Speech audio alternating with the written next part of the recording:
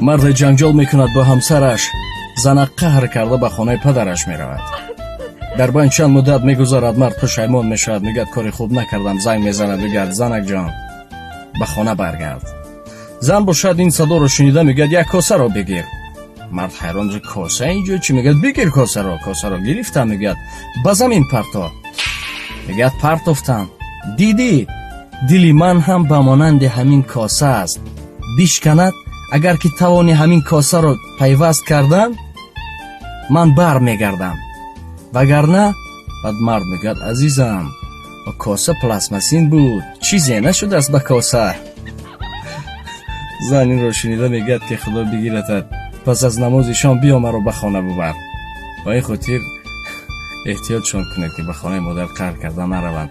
نگوید که خودت رفتی خودت برگرد. خود را احتیاط کنید، شما را دوست می‌دارم. خداحافظ.